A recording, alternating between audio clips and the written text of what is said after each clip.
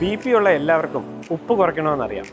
ഉപ്പെന്ന് പറയുമ്പോൾ നമ്മൾ table salt കുറയ്ക്കും, അതുപോലെ ഉപ്പിലിട്ട മാങ്ങ, നാരങ്ങ, അച്ചാർ, പപ്പടം ഇതെല്ലാം നമ്മൾ കുറയ്ക്കും. പക്ഷെ നമുക്കറിയാത്ത ഒരു തരം ഉപ്പുണ്ട്, ഉപ്പില്ലാത്ത ഉപ്പ്. എന്താണ് ഡോക്ടർ പറയുന്നത് അല്ലേ? ഞാൻ കാണിച്ചു തരാം, വാ. നമുക്ക് ഉപ്പിനെ കുറിച്ച് സംസാരിക്കുമ്പം നമ്മൾ BP ഉള്ള ഒരു ഉപ്പ് നിയന്ത്രിക്കണമെന്ന് എല്ലാവർക്കും അറിയാം.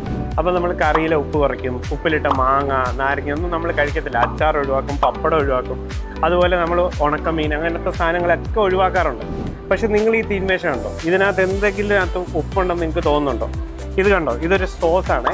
ഈ സോസ് നമ്മൾ കഴിക്കുമ്പോൾ മധുരമാണ്, പക്ഷേ ഇതിനകത്ത് നല്ല രീതിയിൽ ഉപ്പ് അടങ്ങിയിട്ടുണ്ട്. എന്തുകൊണ്ടാണെന്ന് പറഞ്ഞാൽ ഇത് കേടാവാതിരിക്കാൻ വേണ്ടി ഉപ്പ് തന്നെ, സോഡിയം സോൾട്ട് തന്നെയാണ്. നമുക്ക് കഴിക്കുമ്പോൾ ഉപ്പ് രുചി ഇല്ലെന്ന് മാത്രമേ ഉള്ളൂ. അപ്പോൾ നമ്മൾ ഈ ബർഗർ ആയിക്കോട്ടെ, ഫ്രഞ്ച് ഫ്രൈസ് ആയിക്കോട്ടെ, ഇങ്ങനത്തെ ജങ്ക് ഫുഡ് എല്ലാം തന്നെ ഉപ്പ് കൊണ്ടുണ്ടാക്കിയതാണ്.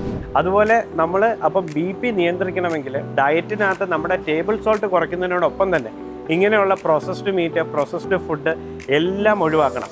അതുപോലെ ബിസ്ക്കറ്റ്, ബർഗേഴ്സ്, ബേക്കറി ഐറ്റംസ് ഇതെല്ലാം ഒഴിവാക്കിയാലേ നമ്മൾ ശരീരത്തിനുള്ളിലോട്ട് കയറുന്ന ഉപ്പിൻ്റെ അളവ് കുറയ്ക്കാൻ പറ്റത്തുള്ളൂ. അതുവഴി BPയുടെ നിയന്ത്രണം ഇമ്പ്രൂവ് ചെയ്യാൻ പറ്റത്തുള്ളൂ. ഉപ്പ് കുറയ്ക്കുന്നതിനോടൊപ്പം തന്നെ 30 മിനിറ്റ് നിങ്ങൾ എക്സസൈസ് ചെയ്ത് വെയിറ്റും കൂടെ കുറയ്ക്കുകയാണെങ്കിൽ നിങ്ങളുടെ BP നല്ല രീതിയിൽ കൺട്രോൾ ചെയ്യാൻ പറ്റും.